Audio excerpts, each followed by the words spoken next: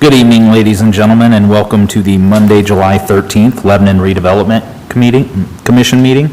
We will begin with the Pledge of Allegiance. Pledge allegiance to the flag of the United States of America and to the republic for which it stands, one nation, under God, indivisible, with liberty and justice for all. All right, if we'll begin with roll call, Madam Clerk. If you just note that Dr. Taylor is not with us this evening. And then we'll move on to approval of the minutes. Commission, did you all get the minutes from the last meeting? I'll make a motion we approve the minutes. Second. Got a motion and a second. All those in favor? Aye. All those opposed? Motion carries. I am going to adjust our schedule just a little bit here. We've got a presenter with us this evening.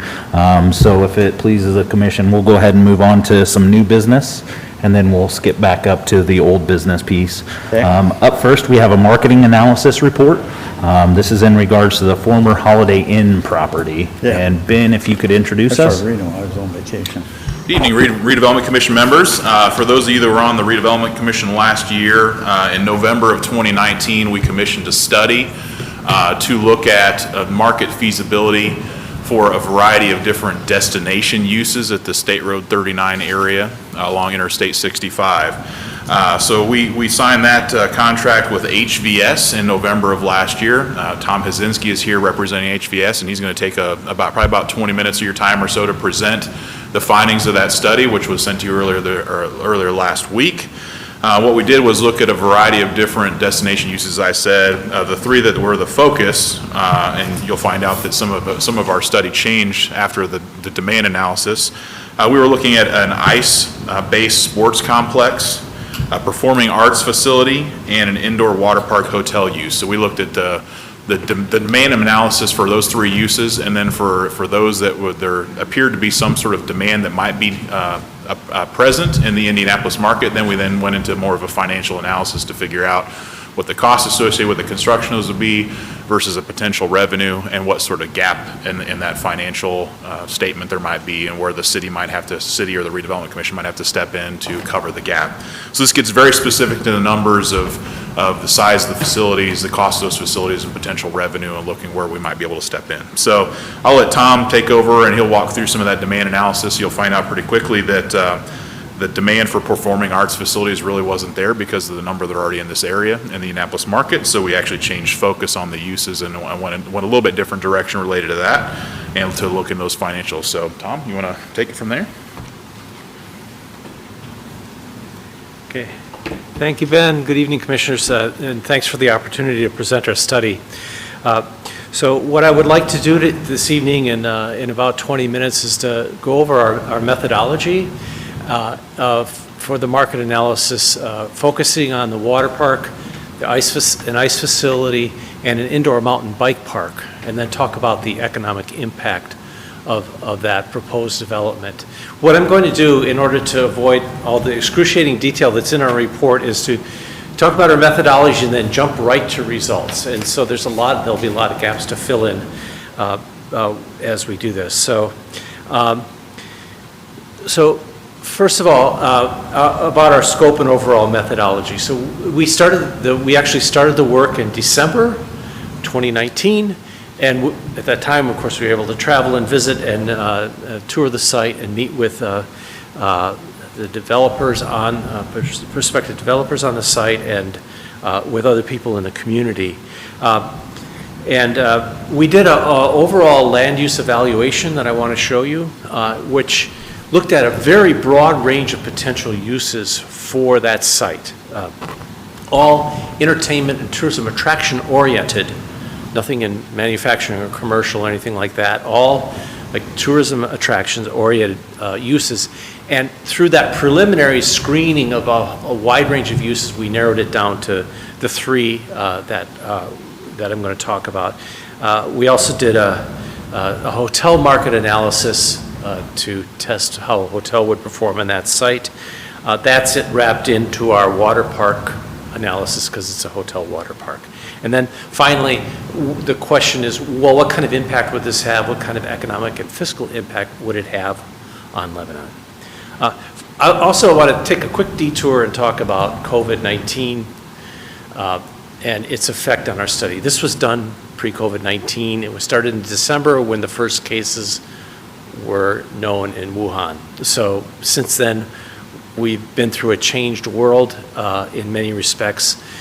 And there still remains a huge amount of uncertainty about what the longer-term impacts. We know a lot about what some of the short-term impacts have been on the economy and particularly on the hospitality industry. We don't know how long those are going to last. We do expect it would take a long period of recovery as we have entered a recession, and that those effects are going to be lasting. So when you look at this research, the minimum you need to do is back it up a couple years and say, okay, this is not going to happen as soon as, it couldn't happen as soon as we projected in our study. It would have to happen further out. And furthermore, the environment for these land uses that we studied could have changed. So there could be a lot of difference in our impacts. I want to talk about the general land use analysis that we did. So let me flip to another. Here's we looked at various sports uses, and if this isn't showing on the screen, can you flip to the website so it shows? Yeah. So these are all the various agglomerations of all the different land uses we looked at. They included sports, bowling, and I've got a screen here on my system here. Get out of your presentation. Oh, I got to get out of the presentation. Okay. Okay. Now go to your website. Okay. Thank you. Here we go. Okay. So for example, here's the sports venues we looked at, including like Grand Prairie up here. And we identified, the Grand Park, sports complex. We identified all the attributes of each one of the sports uses in the region, for example. We looked at bowling. These are all the bowling facilities in the area. We looked at gaming, gambling. We looked at art galleries, action sports, water park and swimming, aquatic facilities. There's not many of those. We looked at movie theaters. We looked at ice facilities. Those are shown here. Take the movie theaters off. So, we also we looked at trampoline parks and climbing facilities. You can see, and we identified each one of these, understood their uses, and got a preliminary idea of how each one of those was operating. So you can see this is a whole bunch of land uses that we did. These are all the ropes climbing courses and other facilities. Okay, so that was the initial screening that we did, and one of the things we asked, well, is it already served in the region? And if it is, introducing a new competitor is less likely to be successful. We also explored those land uses with those operators and talked about how well they were performing, and that allowed us to further narrow the land uses that we were dealing with. So that was a preliminary consideration that got us to this building program that we're recommending. So we are analyzing. I can't say we're necessarily recommending it, but it's what we're analyzing. So we talked about a water park hotel, which would have 400 rooms. This would be on the style of a Great Wolf or a Kalahari, although it wouldn't be one of those brands because we talked to those brands and they are not interested in this site. So it would be an independently operated water park. It would have, but it would also have rock climbing, arcade. A lot of those other land uses that we looked at would be incorporated into it. It would have a pool, fitness center, a spa, a little bit of retail associated with it. The ice facility we're talking about would have 2 full-size rinks. It would have a rehab and training facility, locker rooms and a pro shop. There are models of this around the country. Very recently worked on one in St. Louis, for example, in St. Louis, suburban St. Louis, Creve Coeur. And then finally, one that's a fairly unusual development, but might be very unique here, would certainly be unique in this area, would be an indoor mountain bike park. It would have a mountain bike track and what's called a pump track, which is something you glide on rather than pump on. So I don't know why it's called a pump track, but and so those are the three land uses, and we also considered that they would happen together so that they, in a sense, feed on each other as well.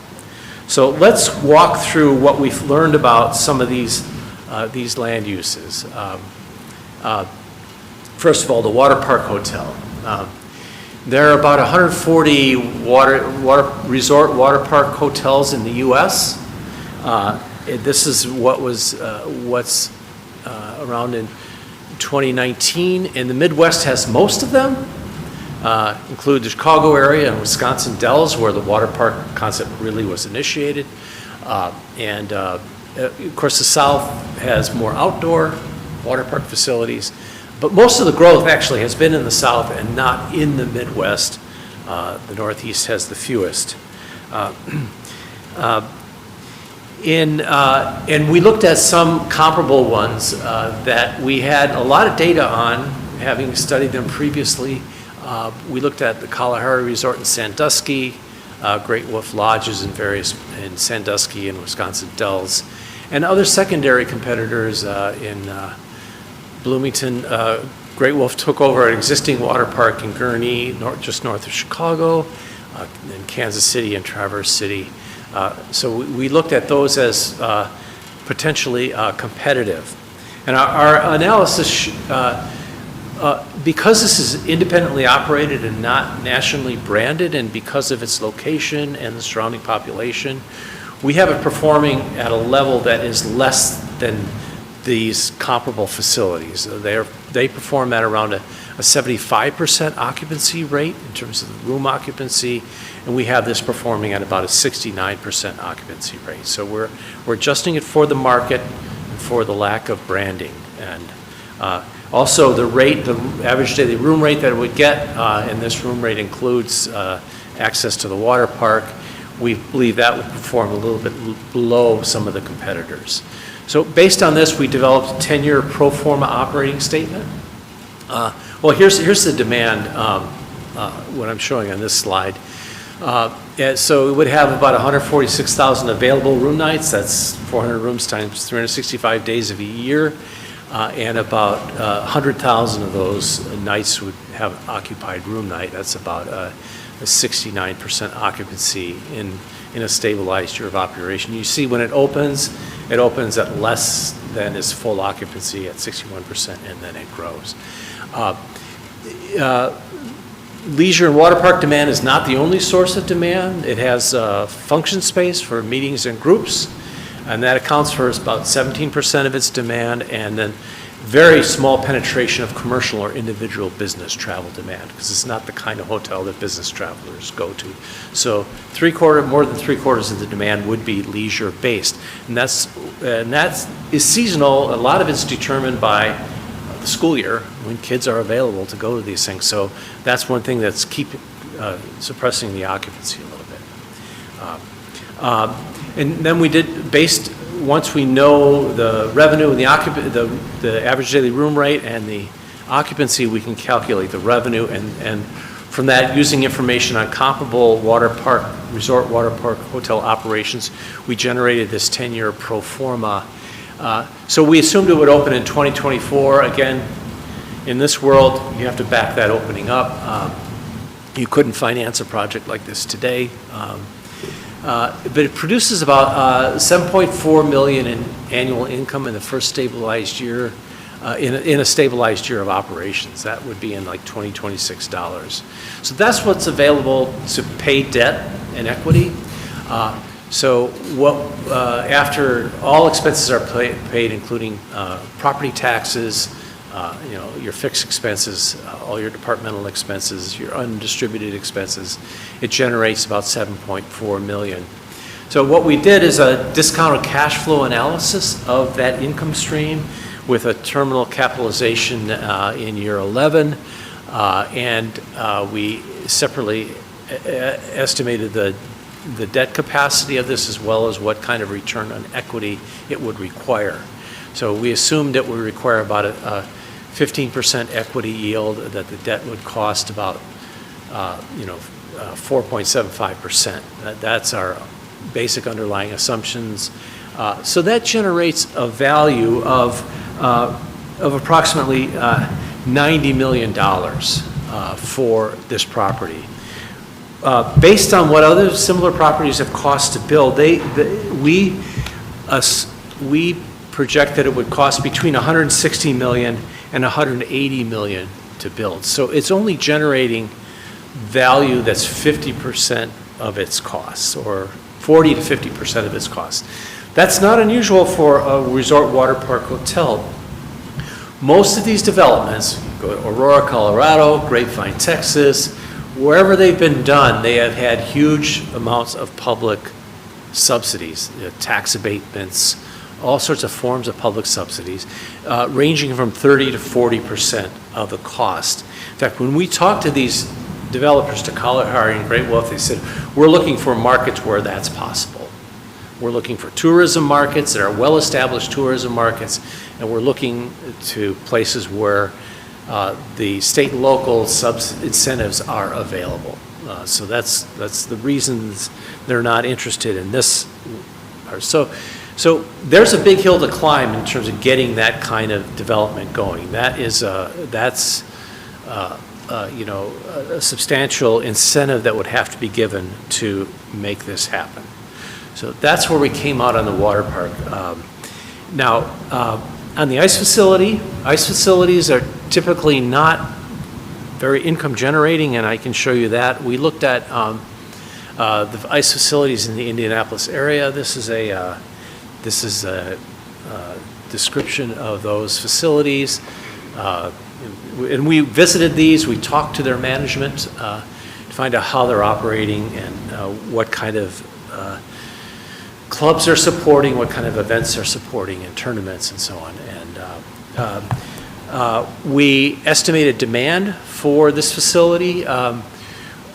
We recommended a 2 ice rink facility because in order to do a tournament, one would need at least 2 ice rinks. So we would get a lot of youth practice at this facility. There's a lot of demand for that. Youth games. Purdue University Hockey Club would be interested in using this, and so they could use it for their practices and for their games, as well as high schools could use this for practice and games. And then there could be some internal programming like camps and things. So it could generate attendance of up to 177,000 attendees. So substantial demand, but that doesn't translate necessarily into financial success. Most of these rinks are publicly developed and operated because they're basically break even on an operational basis. And so our pro forma operating statement for this is break even. So it really would have to be capitalized using sources other than its income.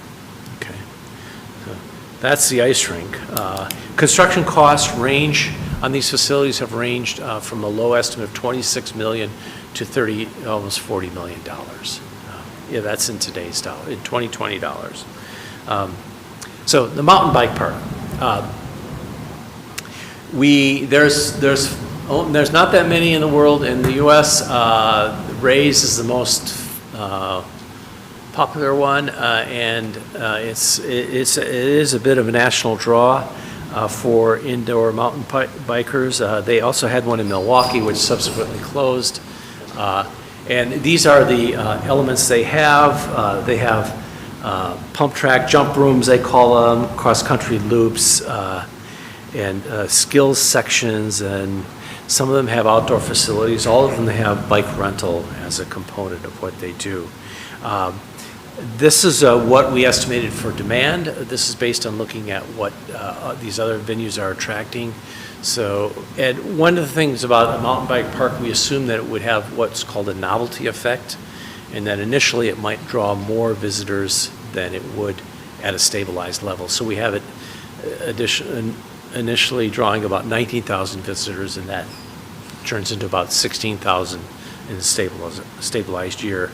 And this is number of weekend passes it could generate. So the financial projections show this generating a little bit better than a break-even operation, about at stabilization about 100,000 in income per year. So when we run a discounted cash flow analysis on this, it generates a value of about $1.4 million. We estimated this per square foot cost ranging from $54 to $80 per square foot. So again, there's a big gap in the potential financing of this.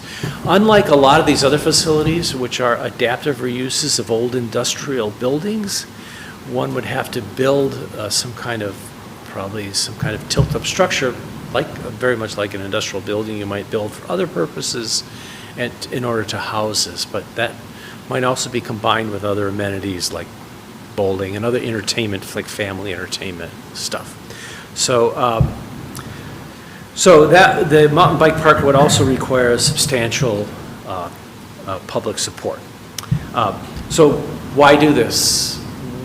Is it really going to have an economic impact? So I want to talk a little briefly about what we think the economic impact would be. So when we do economic impact, our basic notion is to measure how much income is being imported into the Lebanon economy by this visitation.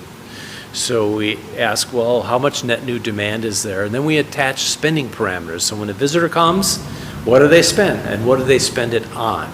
We have tourism studies that we use, that we rely on to develop these spending parameters. We multiply the spending parameters times the demand, and that gives us gross direct spending. So then once that spending occurs in the economy, there's other effects. For example, if someone goes to a restaurant and the restaurant has to buy food and supplies, to the extent that's done in the local economy, that's considered an indirect impact.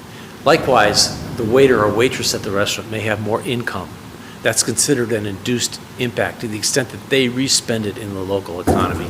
And that cycle repeats itself, and so it has a wide-ranging effect on the economy, on various sectors of the economy that may not be initially directly related to the development, but if the waitress goes out and spends money on an apartment, then it affects residential sector, right? So it can affect a broad range of sectors. So that gives us a total economic impact. Also, some of the direct spending doesn't actually land right in Lebanon. So someone is here and buys a T-shirt and it's made in China.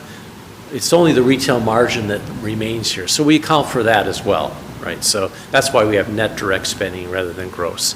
And we add all those up, and then we ask ourselves, well, how many jobs would that support in the local economy? It's not just jobs at the facility, it's jobs in every sector that's affected by it. So we know how much income there is, and then, well, how much labor is needed to support that income, and that's what the model does. And then we also then ask, well, what kind of taxes would this generate? So we look at what sectors that's spending falls into, and we look at whether that sector is taxed by a sales tax or by a property tax, and we estimate the net impacts. And so just to jump to the bottom line, we're estimating that the water park would generate the most impact, about $39 million a year, ice facility about $7.6 million a year, and the mountain bike park, because of its lower attendance, about $1.3 million. So you're generating about $48 million of economic impact per year. So if you put that against the kind of capital costs you would need to support, in the long run, this impact may exceed that, but it's still a big fiscal hill to climb in terms of getting these projects done.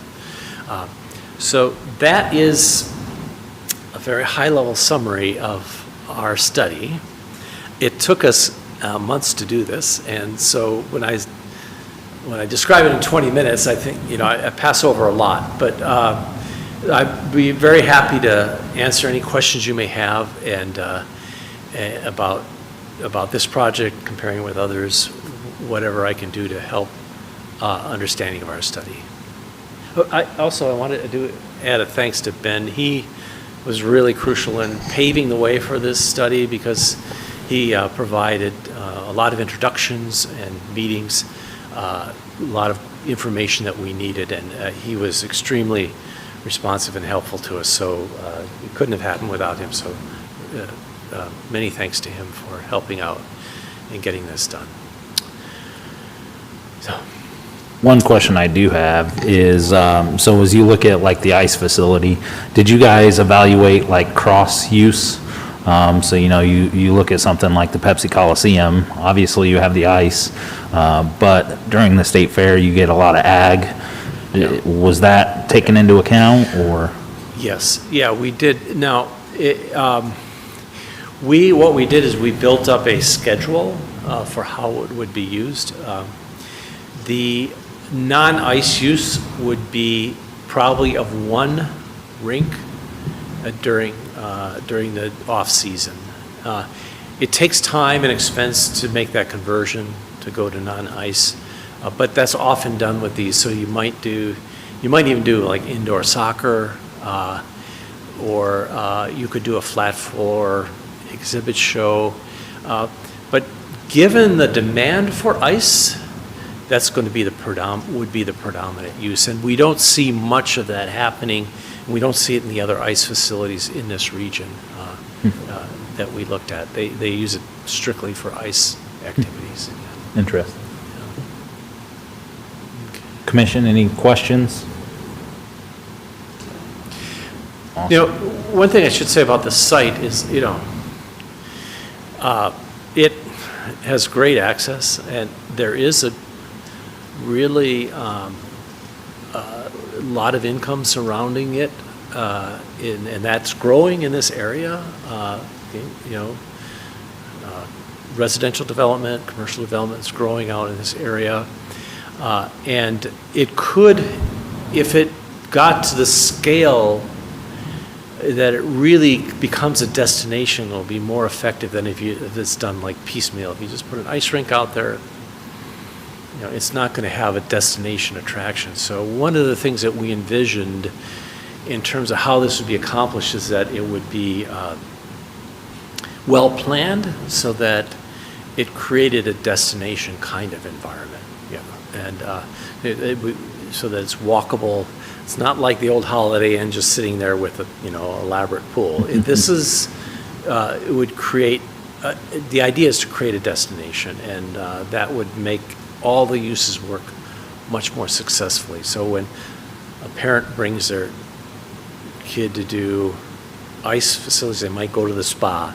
There would be other things for them to do, or the siblings could do the arcade. There would be a lot of building, and so it could be just something where people go to, even if they don't have necessarily an intense interest in mountain biking or ice. There would be a lot of other reasons for people to come. Very cool. Good deal. Well, thank you so very much for the presentation. I think there's a lot of food for thought there. Okay. Well, if there's any other questions that arise, please feel free, and if we can offer any other assistance going forward, we'd love to do that. So, absolutely. It's been great working. Thank you very much. All right. Bye now. All right. So going back to a little bit out of order, we're going to go up to our old business. First thing I have on old business is surrounding the Kramer Company's service agreement. I believe we're going to have Derek speaking with us. Good evening. After the comments from the last meeting, I went back to Kramer Companies and had them revise the agreement, and it has been worded in such a format that is similar to an agreement we're putting together with our street department, new building construction. So I believe Rob has looked at that and kind of made some comments. Those comments have been reflected in this contract as well. In place of street department garage build, we're dealing with demolition language is the difference between the documents that we've been dealing with here lately. So included in the services, I took your comments and went back and got them to come down a little bit on the price to $10,500. And in Exhibit A, it lists the services that are deliverable. So develop and manage it, the request for the RFQ for the demolition at 125 South Meridian Street. Review quotes, make recommendations, review proposed timelines and schedule, develop and assist in execution of contract agreement, and outside of the effort that it takes to get us to that point, monitor demolition activity through project closeout. So it does not include any specific inspections to the demolition, such as compaction, that sort of thing. But I did talk to Kramer Companies today, and we will build that into the RFQ so that the contractor is producing those sort of items to us. So this is to manage that whole process, and again, that was a contract for $10,500, not to exceed 3 months. So we were pretty confident that once we execute the agreement here, 3-month time frame is very doable.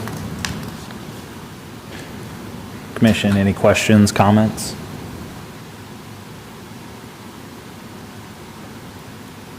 Dick, were you able to review? No, I'm good. Okay. All right, so with that, I would entertain a motion on the Kramer Companies service agreement. I'll make a motion, we approve the contract services agreement with Kramer Companies. We have a motion? I'm sorry, Corey, one thing. Could we have included that the mayor signs for that, or does somebody for here want to sign it? The way it's constructed right now. I'll include that once we approve it, that to give the mayor the authority to go ahead and sign this agreement. Thank you. Thank you. Second. Thank you. Second from Doc. All those in favor? Aye. Is there a second? Yes, and we got a second down I here. did. Sorry. So all those in favor? Aye. Aye. All those opposed? Motion carries. Thank you very much on that, Derek. And while we have you at the podium, you look like you're having a lot of fun up there. So I just wanted to see if we could maybe open up the discussion on the facade program. I think since the last meeting, we've all gotten a copy of the financials, taken a look at those. I'd like to see if we can't have a little bit more dialogue and maybe give staff a little bit better direction on the remainder of 2020, to see if we can move forward with 2020, and then have a sidebar at a later meeting regarding 2021 and beyond. Any comments in regards to the facade program currently? I guess I'll make a comment. Boy, I forgot to bring anything to look at, so I'm sorry. Can we put this off to the next meeting so we're a little bit more prepared?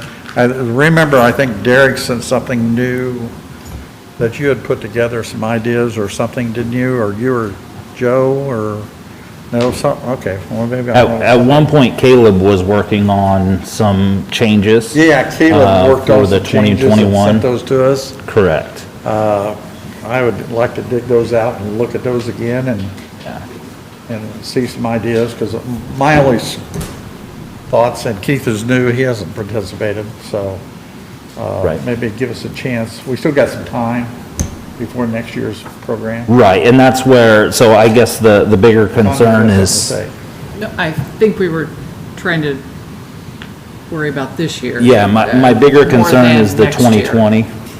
Oh, So the facade grants that are in the office currently, as well as we've actually tabled one as well. So I okay, think so that's the discussion is for the current year. we're the current year and we're down almost bottom in our funds for projects, No, correct? so We have plenty of funds. Dr. Yeah, Taylor had brought up last time that he was concerned spending funds. for the facade program, given the current economic conditions. Okay, So that was the concern at that point. okay. I guess a little bit more detail from my side. So again, full disclosure, I am employed by Huntington Bank. I will not be voting on their facade grant request. But, you know, that is one that's on the table already. Derek, have you gotten more requests? Do you still have one pending? I have a total of 2 on my table right now. So we have 2 more pending. Is there something like 180,000 remaining for this year? $185,240. Right, so we have about $185,000 that was appropriated in 2020 funds. Those funds were collected. One reason I do bring up the Huntington project, I have talked to the Huntington representatives in charge of that project. If they're not able to move forward sooner rather than later, that will not be a 2020 project and could potentially not happen. That project is contingent upon support from the city. So I do know that for a fact. But I just wanted to have more of a general conversation about 2020. I think everybody's starting to get back to work and doing things. I don't have a problem trying to move on forward for the rest of the year and see where it goes. I mean, things are starting to open up, people are starting to get back to work. Yeah. I think I'm okay to move forward. What do you think? I don't know enough about it right now to really say. But like I said,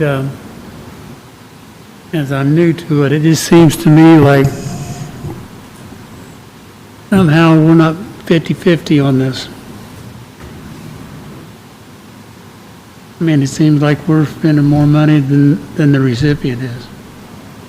I think at the, I think that's,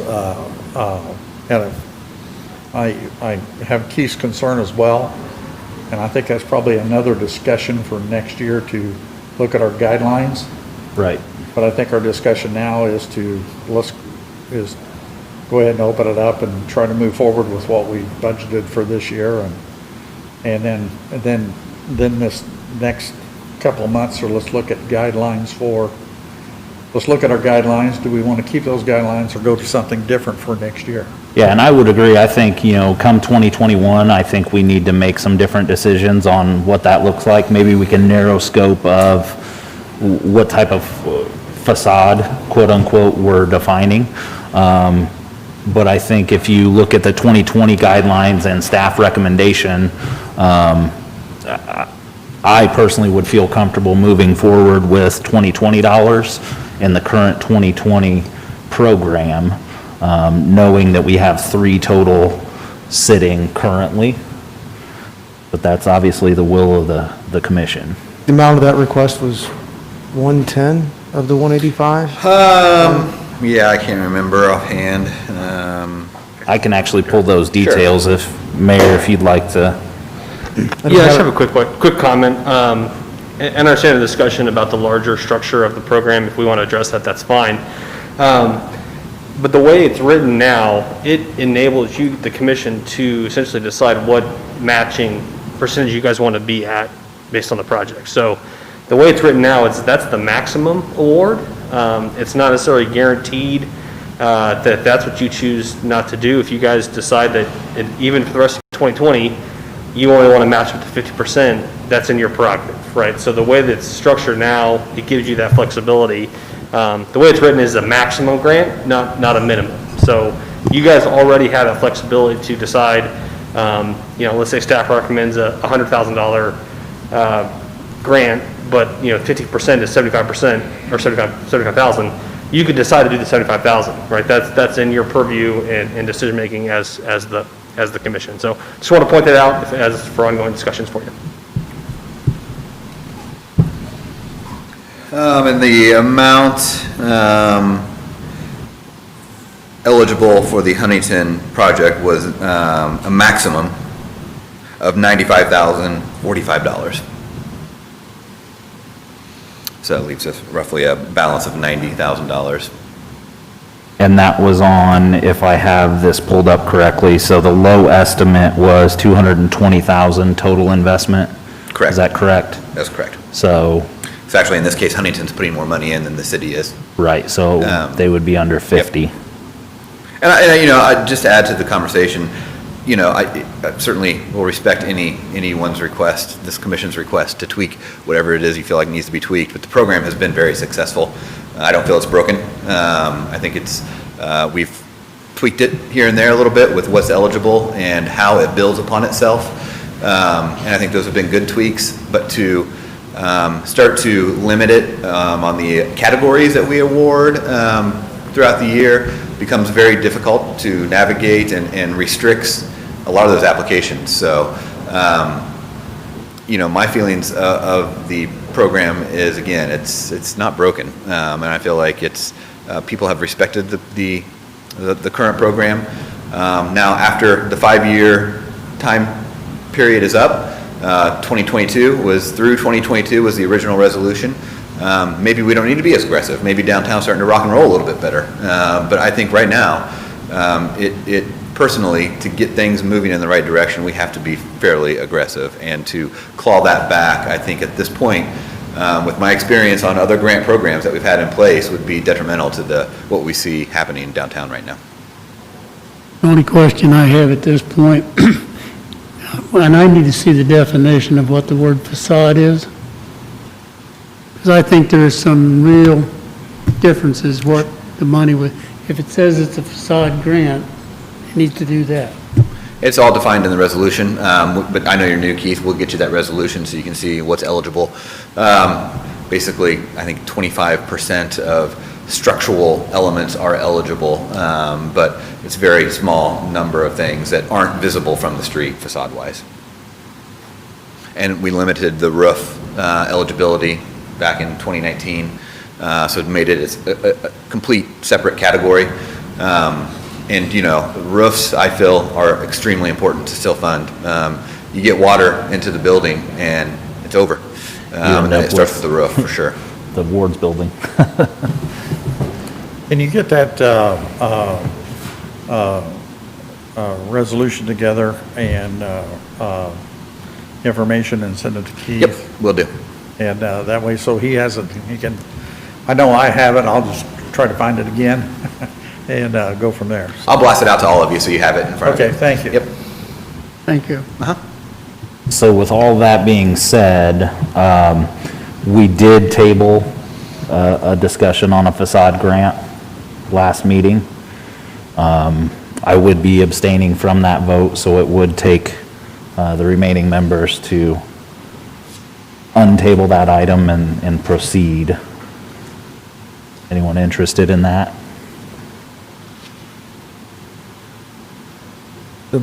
Again, I wouldn't mind untabling it, but untabling it for the next meeting. So we can get the So we can- documents, so just leave it. back in front of us again to look at, because I forget what all the numbers were. I don't have them in front of me. yeah, I think I would be fine either way. I think I remember the parameters of the discussion about the number of years that it had been in place. It's been, its current look is kind of embedded in the downtown landscape, if you will. That was part of Derek's discussion last time. I would be comfortable either way. We can resurrect the entire recommendation, but I defer to, obviously, the rest of the other two gentlemen this evening. But Right.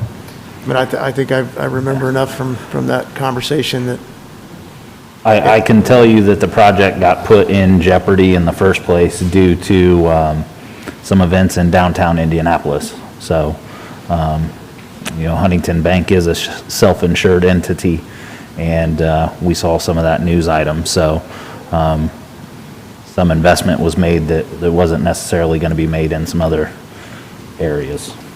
So, so with that being said, it sounds like we're going to leave it on the table for the evening. I'd leave it on the table, let's bring it up at our next meeting. Okay, sounds great. All right, so that takes care of. I just want to see the information again. I didn't bring any information with me. Okay, sounds good. So that brings us around then. So Derek, we're gonna leave the facades on the table for time being. I would continue to collect the applications as you see those come through. It sounds like we're moving a little more towards comfortable with the current year funding that was appropriated. So we may just use that kind of as a target with the 3 projects that you have already. Kind of see where we're at there versus what may still come in the door. So that would be the guidance. But we'll see that recommendation under old business for the In August. August meeting. Just want to be clear. Yeah, That'll so be the Huntington. clear as proposal mud for back on. everybody that'll be there, and we'll Clear as talk mud. about it again, and then we'll Yeah. go forward. Okay, thank you. All right, I think that closes out our old business, bringing us to one more new business item, which is the State Road 39 Bridge Inspection Report, which is everybody's favorite annual report. Yes, thank you. The report, I won't bore anyone with a lot of time. Thank I you. sent you the front 11 pages of the 300-page report document. I didn't figure you wanted to review another I do, Kevin. 290 I was pages gonna of say, that's diagrams this and gentleman photos. down here. And the summary of the report, though, is very simple. The report is very positive. There were no new findings of any damages, any progressing damages, no loose fasteners. There was really nothing to report. So it was a very good report. I think this was the 9th time we've inspected the facility, and I think we've had 4 inspections now that have had no actions required. Yeah, it's, again, I don't want to waste anyone's time with getting into all the details, but everything looks really good. Areas that we have had concerns about, going back to like 2016, with maybe some small cracks that have shown up on some of the panels. We have continuously been monitoring those cracks, and we feel safe in saying now, after 4 inspections, that those cracks have not moved. We feel as though those cracks were probably as a result of installation, and the cracks aren't getting worse. So again, we feel really confident in that. The final recommendation is that we continue to do yearly inspections. We'll do a yearly inspection in 2020, do a yearly inspection in 2021, assuming we have 2 more no concern inspections, then we would petition the state to go to the standard 24-month inspection cycle. Is there a magic number to the 6 clean inspections versus 4 clean inspections? Not necessarily, and I've already talked with our consultant. What you also have before you tonight is a proposal for 2 more inspections. We know we're going to have to do 1 this year, and we've already had those conversations that, assuming we have another good inspection this year, we're going to go ahead and ask for the extension to the standard 24-month cycle, and see how it goes with the state of Indiana. Great. And I guess to add to that point, yes, we have already asked after this report if we could go to 24 months, and we're told no. So Okay. Sounds good. So we a 1-year inspection now, right now? we are on a 1-year cycle right now. We did the last inspection. This report just came right at the beginning of COVID, so that's why you're just seeing it now. But the inspection actually took place on December 3rd and 4th, over 2 nights from 10 p.m. to 5 a.m. Oh, okay. We will probably do it a little earlier in the season, just for better weather this year if we can. But yes, we would also then ask you to fund the current supplemental agreement, number 6, for $45,400 for 2 additional inspections. Again, it's as we need it. We know we will do 1 more this year. That inspection, per inspection cost is $22,700. I should remind you that we've paid the same $22,700 since the project started. I think our consultants have been fair to us. They've never increased their inspection fee. Okay. So the request this evening is for $45,400 for 2 more bridge inspections as needed. I'll make a motion, we approve the fee of $45,400 for 2 additional inspections by USI Consultants for the State Road 39 bridge inspection. Second that. We have a motion and a second. Any special signing requirements? Could we make that subject to legal approval and authorize the mayor to execute? Paper actually, sorry, the paper I just looked at says it's signed by the RDC president. Oh, Is that okay? you're right, thank you. Sorry. I would it's- love to sign that form. It'd be an honor. So, pending, Still want legal review, though? pending a final legal review, Subject to legal review. Okay. and we still have a second? Yeah. Well, so we have a second on the table. All those in favor? Aye. All those opposed? Motion carries. Thank you. Thank you so much, Kevin, appreciate it. Thanks, Guy. Final item on the agenda this evening is the claims. Any questions on the claims?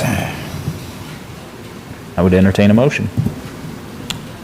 Move we approve the claims for July? I'll Yes. second them. Got it. Thank you. Well, I got a motion and a second. All those in favor? Aye. Aye. All those opposed? Motion carries. And Mr. Robertson, Make a your motion to favorite. We've got a motion to adjourn. I will second that. All those in favor? Aye. We are adjourned. Thank you very much. The next RDC meeting will be Monday, August 10th at 6:30 PM.